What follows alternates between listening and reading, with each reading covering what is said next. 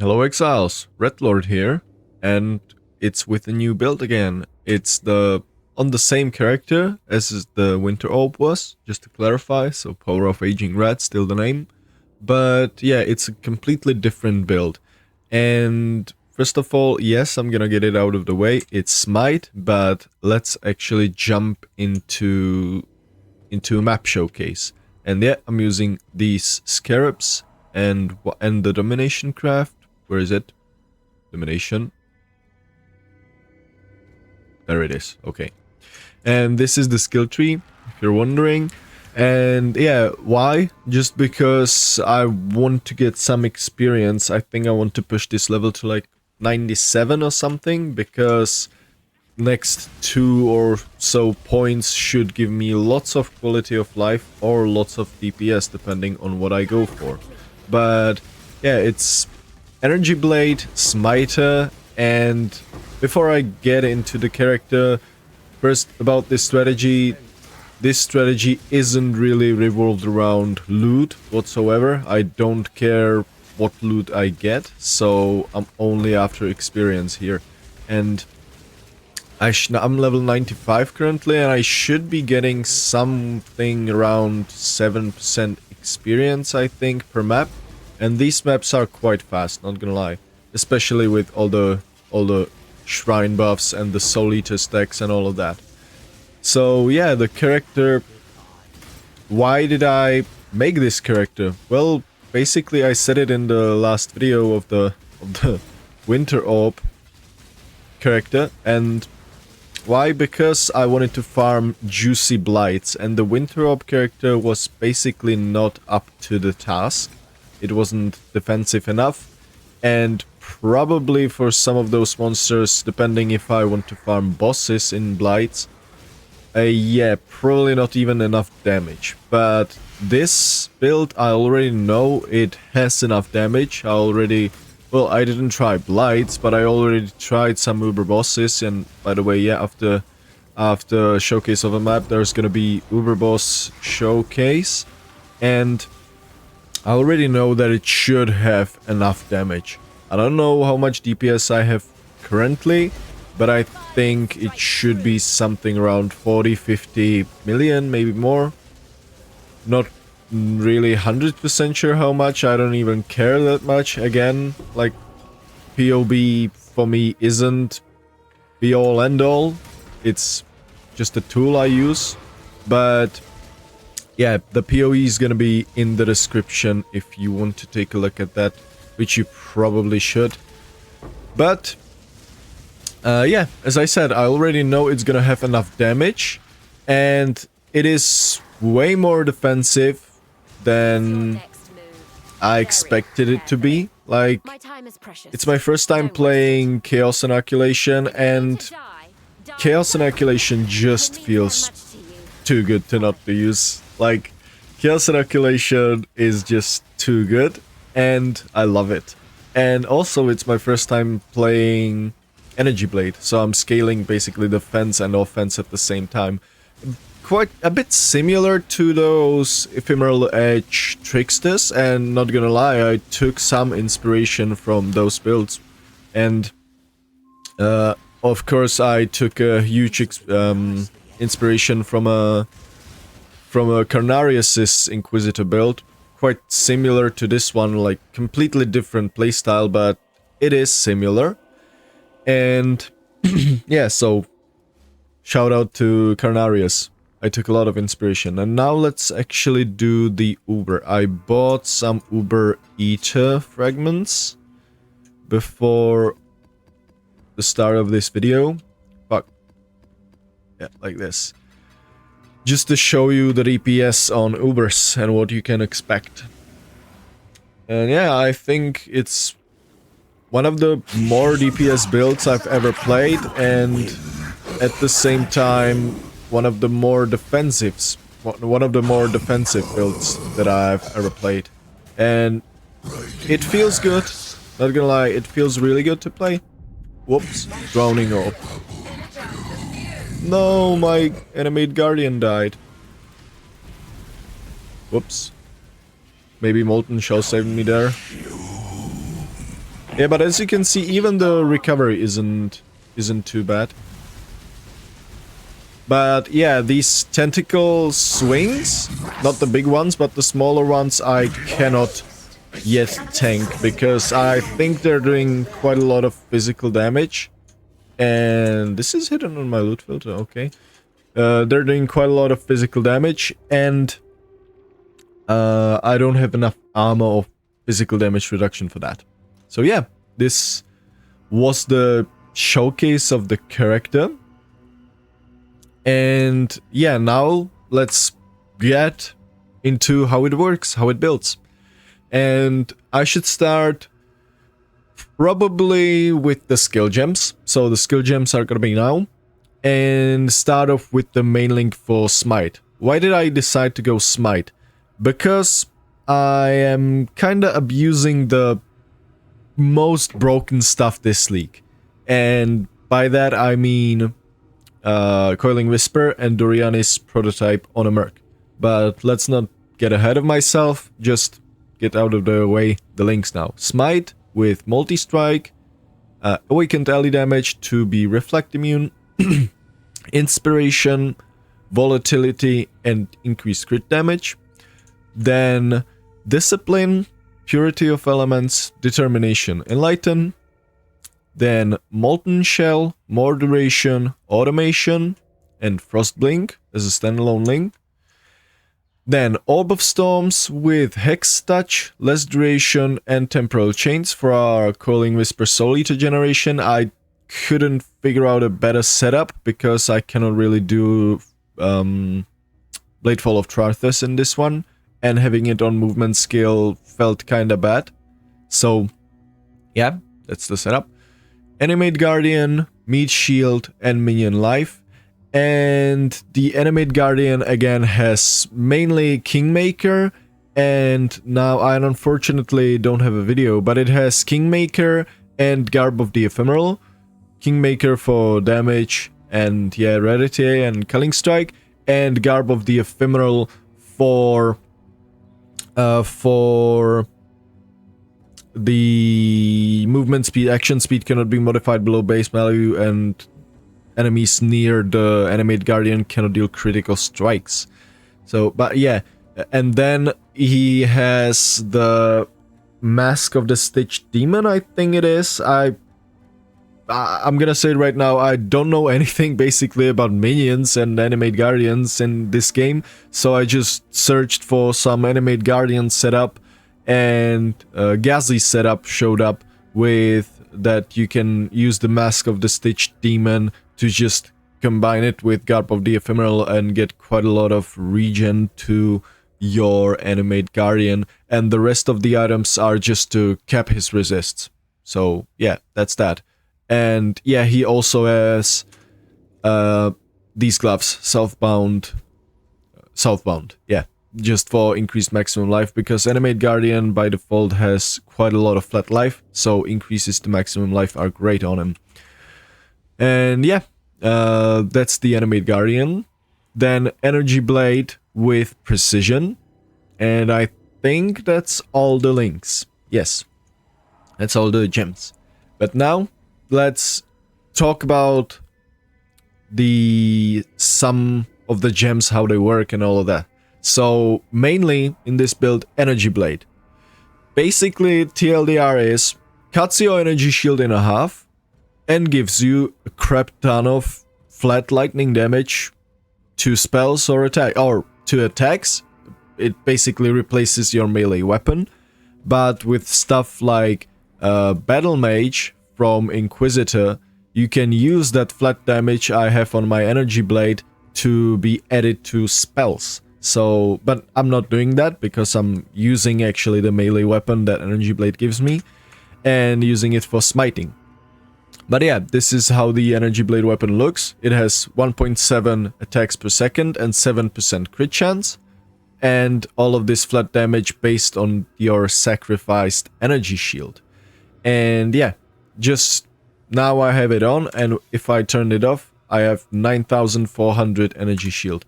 But it is well worth it, the trade-off for the damage. So yeah, And one really important thing you need to keep in mind, I didn't know, I found it on a wiki, or no, not actually, in some video that was explaining Energy Blade or something. And yeah, you can have a Abyssal Socket weapon, and the Energy Blade is gonna replace the weapon, but it's gonna keep the sockets, including the Abyssal Socket. So you can have essentially free jewel in there. And currently what it's giving me, reduced effect of curses on you, so I'm at like 75-80% reduced effect of curses on me.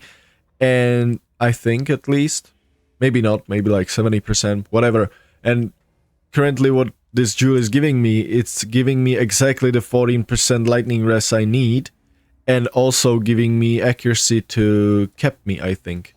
Yeah, to cap me on against non-evasive monsters. So yeah, really good value right here. Then what should I explain? Yeah, basically I should explain why did I decide to go for Smite. And well, because I believe it or not, I've played almost all the melee skills in the game, but I've never actually played Smite into the end game. I don't know why. I guess it was mainly due to I didn't like how the skill looks, and that's why this time I decided to buy the MTX, the Valkyrie MTX for Smite. But yeah, so I've never played Smite into the end game, and since I saw everyone playing Smite now, I really didn't want to do Smite in the first place, but I decided that yeah, fuck it, I'll allow myself one build this league that's gonna be abusing all of this fun stuff, because yeah, I really didn't want to do all of this abuse on skills, but it is what it is. I allowed myself at least one of these builds. So yeah, that's basically why I decided to go for Smite in the end. And yeah, so that's Smite. And that's basically all the explanation. I should also explain the Temporal Chains, Less Duration, Hex Touch, and Orb of Storms. Normally, in my previous build, the Power Charge Winter Orb, I was using Bladefall of Trathus, but Bladefall of Trathus degens your mana. And if I just would one-to-one swap in Bladefall of Trathus, it would cost like 100 mana per second, and I don't have that regen to sustain it. So I just had to go for something else. I tried to link it with Shield Charge, but Shield Charge felt good for clearing, but then on the single target it was a bit weird, like having to Shield Charge into the enemy. And I tried it on Frostblink too, but the AoE on Frostblink is quite small, as you can see, so that felt weird. And so I decided in the end that I'm gonna use Frostblink as a standalone, my only movement setup, movement skill. And then basically every time I remember when I Frostblink into a pack or run into a pack, I just press Orb of Storms, and if it hits a rare monster, then I get almost all of my Soul Eater stacks immediately. But if it doesn't, well, I don't care. For me, the build is fast enough to even play it without the Soul Eater stacks. But yeah, for single target, it's for single target, it's actually incredibly easy. You just press your Orb of Storms and that's it. As long as the enemy is near it, then you don't have to worry. You have your stacks immediately on a single target. Orb of Storm is actually great for that. So yeah, that's the setup for Temporal Chains to give me Soul Eater stacks. And if you're wondering, currently I have 0.51% seconds duration, thanks to still having from the previous build this window of opportunity allocated, basically these nodes from a Sublime Vision or whatever it's called. I think it's Sublime Vision. I always forget. Impossible Escape. I always mistake these two one for each other for some reason. But yeah, now let's talk about the items. And yeah, again, let's start off with the Energy Blade weapon. it can be basically anything. The stats on the weapon doesn't matter as long as it has one abyssal socket. So you might as well buy the cheapest one on the market with abyssal socket. It doesn't matter. And then you turn it into energy blade. And for that energy blade, all of our gear basically revolves around it. So we've got a juicy, I bought this for 20 or 30 divines. So we've got a juicy energy shield chest, body armor, with basically as much energy shield as we can get, int and increased attributes, because we're stacking strength and int. Oh, look at that, I've got exactly 1000 int, that's cool. And the same goes for the rest of the gear, basically, for the rest of the rare gear at least. Gloves, again, as much energy shield as we can get, and int. And boots, the same thing. I don't even have movement speed on them. I don't think I need it. And yeah, I bought this body armor and self-crafted these boots and gloves. All I did for the self-crafting, it wasn't anything special. I just bought the fracture base, as you can see. I bought the bases with just the fracture. And then I spammed Senses of Woe to guarantee flat energy shield, and until I rolled something good. Then depending if I got a good prefixes, you could do something like prefixes cannot be changed, and reroll with whatever you want. If you want fire res, then reroll including fire modifier, you should guarantee the fire res or whatever. Or you can just, if you get, I don't know, good prefixes and bad suffixes, you can just try and annul the suffixes and then reroll, or Exalt Slam or whatever. Basically, these aren't anything incredible. So yeah, that's about the boots and the gloves. And on the implicits here, I opted for accuracy rating because there wasn't anything super good I could make a good use of, and the accuracy rating actually helps a lot. And non-wall strike skills target one additional nearby enemy. That's currently all of my source of striking additional nearby enemies, and I hate it, but I'll have to, because I just want to. Like, for the functionality of the build, it clears fine, as you could have seen, but I really want to get strikes 2 additional nearby enemies. For these, I would have to use Orb of Conflicts, which is really annoying, because yes, sometimes you get lucky, sometimes you don't. But I always get unlucky when I'm trying to roll just Orbs of Conflict. It's always basically a 50-50 if you upgrade one or the other, and I just cannot get anything if I use Orbs of Conflict, and especially this league when they're over 2 divines each. That's incredibly expensive for them. Usually they're like 1 divine or less. But yeah, it is what it is. I'll just do it. And hopefully I'll not get screwed as I do every time on that. Then on the body armor, the implicits. Most importantly here, 2% maximum cold resistance. And I'll get to why once I get to the jewels and the skill tree. But yeah, basically the 2% maximum cold resistance caps all of my resistances. Because I'm using the jewel. Whatever its name called. Jesus, I forget. Bases your resistances based on your maximum resistances are based on just one, similarly to the chieftain ascendancy point. But yeah, that's why I'm basing all my resistance on cold, and because of Aegis Aurora too. And then block spell damage, because I'm almost, with glancing blows that is, almost at a cap of block spell damage. You could also use the less damage taken per 100 strength, I think it is, or 200, something like that. Yeah, per 200, I think. But I find this block chance to block spell damage a bit better and nicer to play with. So yeah, that's the body armor. And on boots, the implicits are just whatever. I got chance to avoid bleeding and increased action speed. I will probably redo them later. I think you can get resistances on boots, so I might drop some lightning rest somewhere and get resistances on my boots. or whatever. Like, this is it for now. And these gloves and boots are probably gonna be recrafted too, because I'm not super happy with them. Like, they're good for now, but I will do something with them later, we shall see.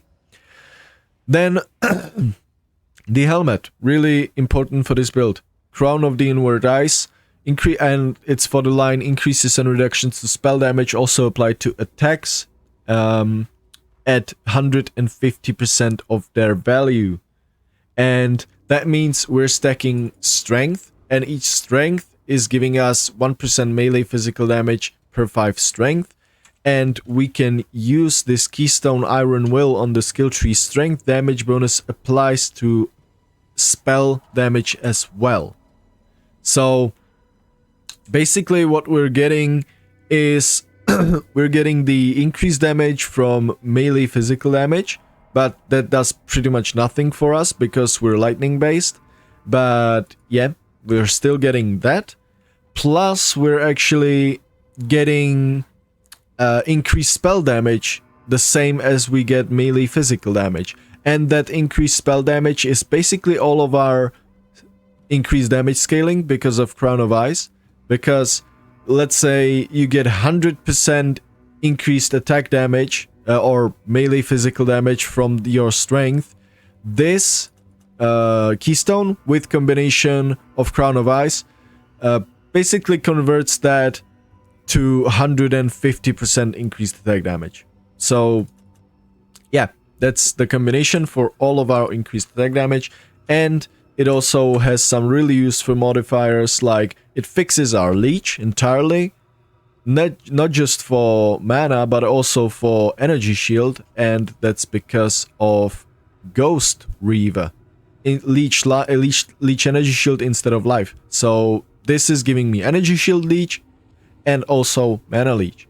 And it's energy shield base, which is great for this build. We're trying to stack energy shield, and it's also giving us accuracy. So this helmet is just a no-brainer for this build. Then the Coiling Whisper, I already got through that. Like, nothing really important here. If you want, you can get one. There are over 100 divines, but you can get one with immunity to bleeding, corrupted implicit, because the Chaos Rest does nothing for us since we're immune to chaos damage thanks to Chaos Inoculation. Then Othering, I just bought this one for like 2 divines, I think. It just has strength, int, attributes, energy shield, and I crafted non-channeling skills minus mana cost. That's it. Nothing really amazing here.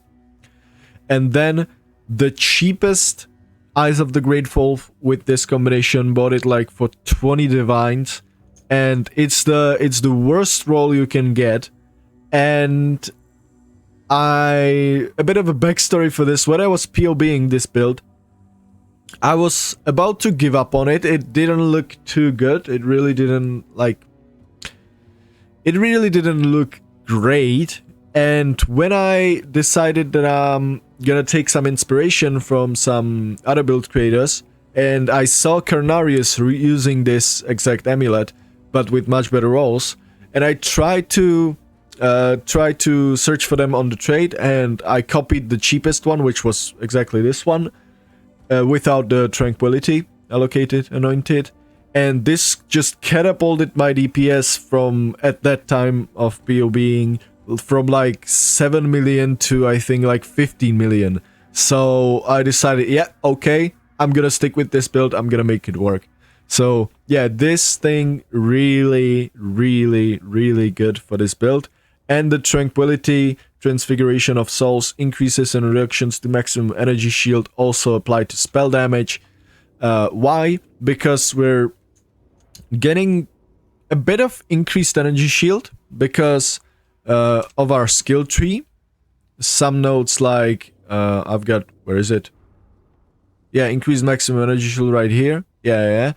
And I've got something else on the skill tree, I cannot be bothered finding it right now, but also mainly from the mana. And all of the increased energy shield, basically we get 30% of that turns into increased spell damage, and increased spell damage means increased attack damage at 150% of the value. So yeah, basically for the increased damage. So that's it. Really good.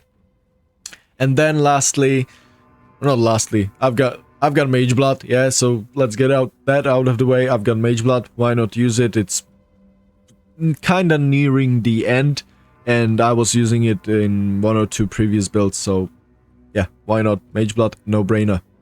And then Aegis Aurora. And I've never actually played... I've said it quite a lot of times in this video that I've never actually played with some of these keystones or mechanics, and Aegis Aurora is one of them. And oh boy, this shield feels good.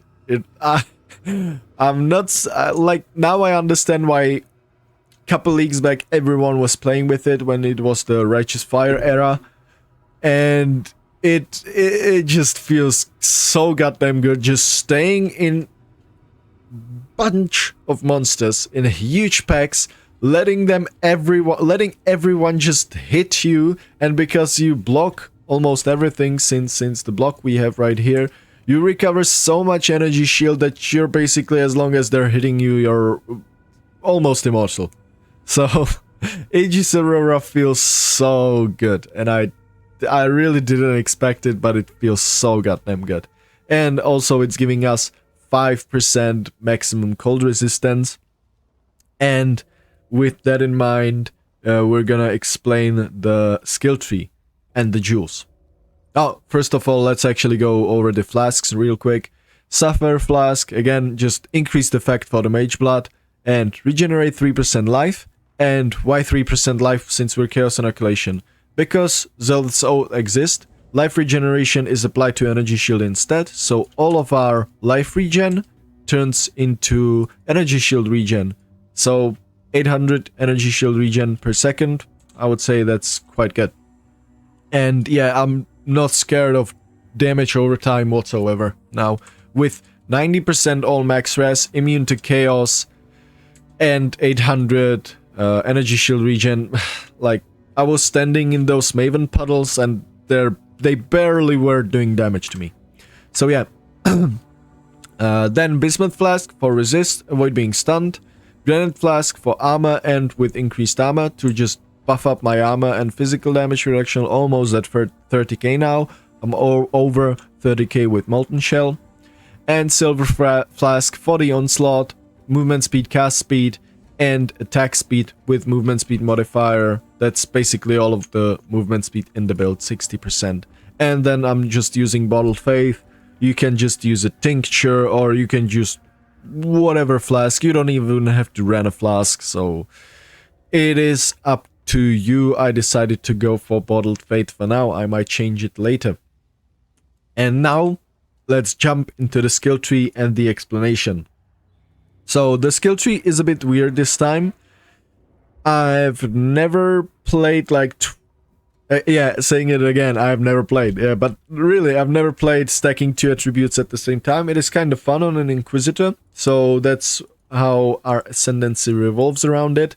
Basically taking Sanctuary, Pious Path, Augury of Penitence, and Righteous Providence, mainly, for the both, stacking both attributes.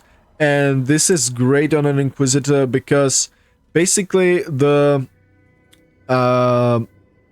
if you got 2 of your attributes like Strength or Int, if... sorry. Brain not braining. So basically thanks to this node, this 1000 intelligence turns into not just 1000 intelligence and the buffs that come with it, but also into 1000 increased % crit. So with the flat crit on my weapon, that's 70% crit chance. So yeah, basically being an Inquisitor and stacking both strength and intelligence kept me on crit, almost. Not at 100%, I'm currently at like 90% or something. Yeah, 87, 88. In combat, I think it is actually a bit more, I'm not sure at the moment. But yeah, I'm definitely kept with Bottled Faith. So yeah, double stacking 2 attributes on an Inquisitor with Righteous Providence feels so good. And also Sanctuary and Pious Path, great for us. Enemies take 15% increased damage while on conk ground. Since we're a melee build, it's really easy to get enemy on conk ground. And at the same time, Pile's Path makes those effects linger, of conk ground linger. So even if you're moving, the effects of conk ground linger. So a bit of quality of life. You could go for this and just cast your Orb of Storms every now and then, and it would straight up be 30% more damage. But why did I not take it in the end is kinda because I like the lingering effect, and at the same time, since this is giving us Battle Mage and I've got Energy Blade, that would mean I would get all of the flat damage from Energy Blade to my Orb of Storms.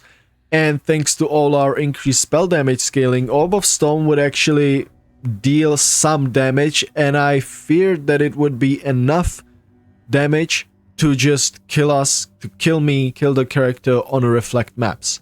So that's why I didn't decide to do it, but if you really want to just spec it for, I don't know, bosses, you can just unspec these two and take these, and every now and then cast the Orb of Storm or something. So yeah, that would be Instruments of Virtue. Then, the rest of the skill tree. Let's first of all explain how the pathing is. The pathing is like this because of all the jewels and all of the stuff I want to get into the build. So it's a bit weird not actually taking many notes around the skill tree, but it is what it is. So now let's get into the jewels, and let's first of all start with the nearest one. Lethal Pride right here with this number is giving me 2 times increased strength, I think. 3 times 5% increased strength. So this is 15% increased strength. And also all of these small notes are giving me 4 strength. And I'm getting +1 fortification from this one. Again, inspiration from Carnarius's Inquisitor build. But then, of course, Iron Will, really important for the build. Then one of the big, large cluster jewels for this build, Martial Prowess, Prodigious Defense, and Veteran Defender. You can opt in for something else if you really want to, but I wanted to block and spell block from Prodigious Defense.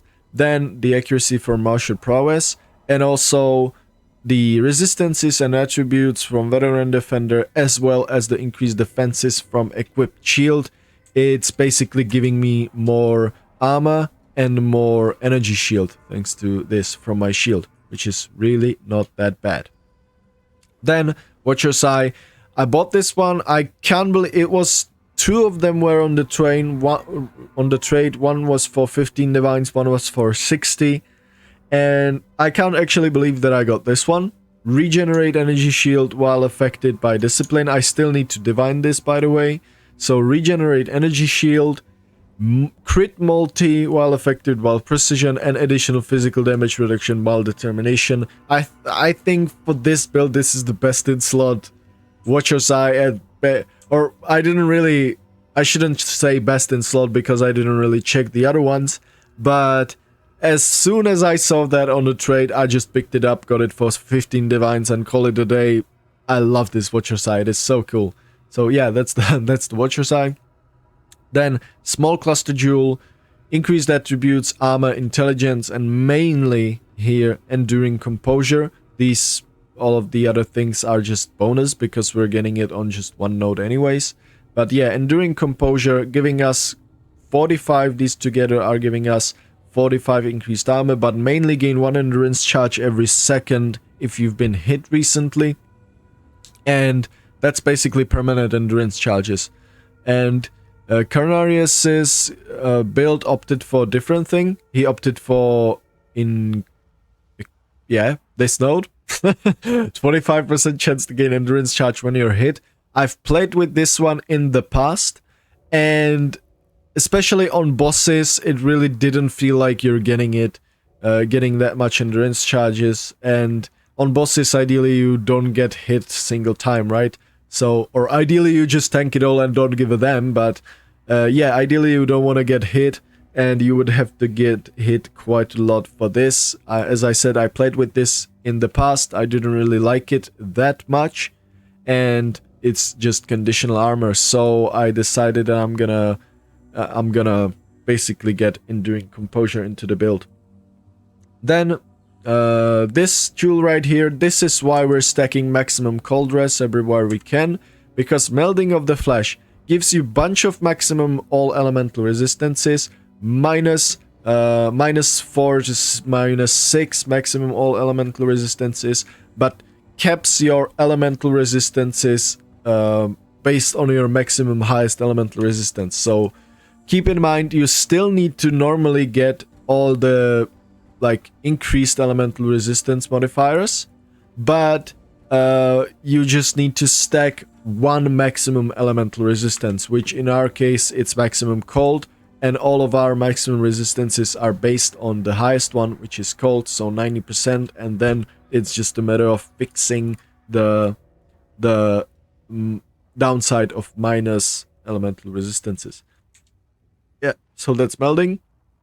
And yeah, by the way, I didn't cover that. We're getting our Fortify through this node right here.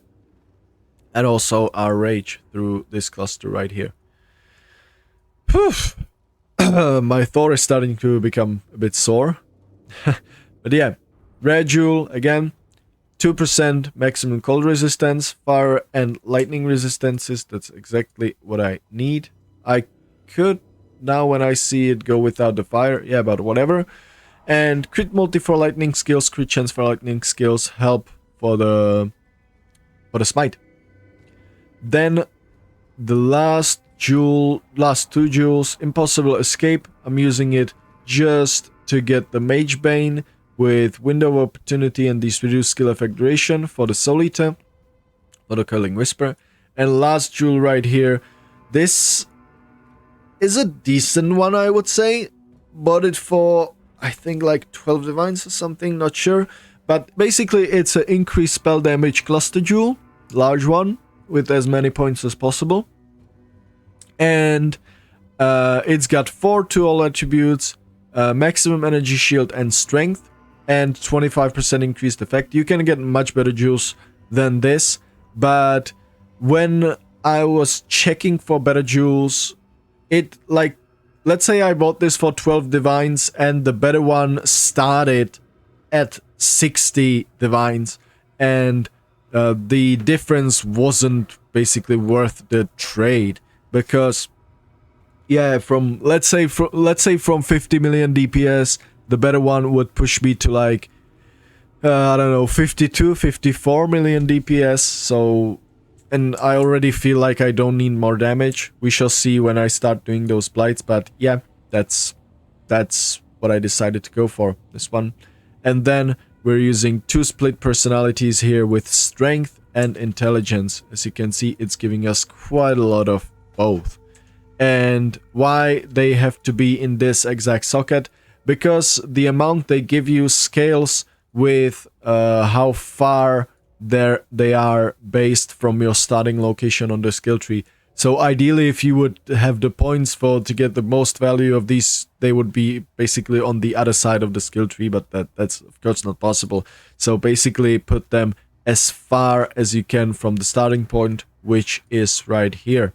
So yeah, 2 split personalities, and yeah, good luck buying shinies, because I think these 2 shinies at the time I was buying them, these 2 were the only 2 shinies on the trade. And yeah, so good luck. Yeah, and by the way, I wanted to share this. I was using Lethal Pride before, and instead of life regen, I had elemental resistances suffix on this flask. And I was using Lethal Pride in this socket. It is quite good, but I decided to drop it in the end. And it is quite good because it's giving us Blade Master, some accuracy and attack speed. It's giving us all these rage nodes if you really want to. You can take this Wall of Steel for block and armor if you blocked recently. Also accuracy, dex and int here, and movement speed. And also maximum elemental resistances right here, as well as some maximum lightning res if you want to. And I might keep an eye open when I play something on the left side next time, especially with maces, because you can get quite a lot of value with slam maces right here. You can get some the block if you're playing with shield or whatever. You can get accuracy. You can get this node right here for fist damage, crit multi, maximum resists, war cry stuff right here. And I think now you can't unfortunately get this one, so that's a bit bad. Yeah, but also weapon penetrates fire. Like, or can you get this one? Oh, you can. Oh, look at that. Okay. So, yeah, I might keep an eye out for this very large cluster jewel in this socket in my next upcoming builds in the next leagues, because I already have something in mind with maces for maybe league starter stuff, but yeah, that's that's 3 months away. So, yeah, but I just wanted to share this swatches. I find it quite cool in this jewel socket. Very large ring. Whew. And yeah, I'm not sure if there's gonna be any more videos about this build. There might be, depending on how long will I play the league. What I'm currently doing with this build is I'm getting the XP, and I did quite a bunch of challenges already. I'm missing 8 challenges, and I'm gonna do all of them. I just went through them yesterday or 2 days ago, and I know I can complete all of them. Some of them are gonna be expensive. Yeah, this one, use orbs, complete any 4 of the following. The last gonna be straight up annoying, and all of these are expensive because each of these orbs costs multiple divines. So this challenge is gonna be the most expensive one and maybe annoying, but yeah, it is what it is. I don't mind. I don't care about currency that much anyways, so yeah, I'm gonna do that. And all of the other challenges are gonna be just fine. Grinding gear goals, I'm not gonna reach level 100, but I'm gonna do the 30 pinnacle bosses, and I'm gonna do the guardian maps. I'm missing only 7 maps. I was farming some juicy guardian maps, so yep, missing just 7 maps. Grinding gear goals, quite easy this league, I would say, and the Ubers on this character, as you could have seen, it was quite easy. So yeah, definitely gonna be making more videos about the strategies, about what I'm doing with this build, but I'm not sure if there's gonna be another video revolving just around the build or showing you the upgrades I made. We shall see. Never say never. But for this video, that will be it. No, that will not be it. Mercenary, I almost forgot. Where's she at? Yeah. I almost forgot. Mercenary setup. It is really important for this build because, as I said, I'm using Doryani on a Merc with minus resistances. Currently, when my Merc gets my Purity of Elements aura, she's at minus 198 or 199 minus Lightning Grass. So just to make it minus 200, I might get another ring, but this one was solo self-found, so I was using this one and bought this one for 80 or 90 divines. Pretty damn expensive. But yeah, other than these 2 rings and Doryani's, she's basically just using whatever. This is what I had just laying around from the Elementalist I was playing, and I'm gonna give her different one with chance to intimidate because I'm not currently intimidating myself. And that's gonna pump up the damage of my build even more. So she's gonna get one with synthesized chance to intimidate, and she's gonna be basically intimidating at all times. Then she's got basically armor-based helmet with resists and life. Emperor's Vigilance for quite a lot of armor, and also glancing blows and block. So she doesn't have a bad chance to block. She's 52 and 42% with glancing blows. Then boots, again, same story. Energy shield, armor, life, and resist. Chaos binding to convert 25% of physical to fire. And southbound for increased maximum life. I might change southbound to something else, we shall see. And of course, Percool Stow, really good for this build. Tremendously good because we're lightning based and our damage roll is quite high if you just take a look at the tooltip.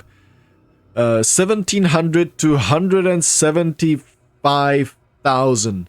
So if you get lucky damage with these number of rolls, if you get lucky damage with, yeah, basically this lightning damage roll, it's gonna be a lot of value. And of course we're using volatility, so it's gonna be even more value. Really, really, really important for our DPS.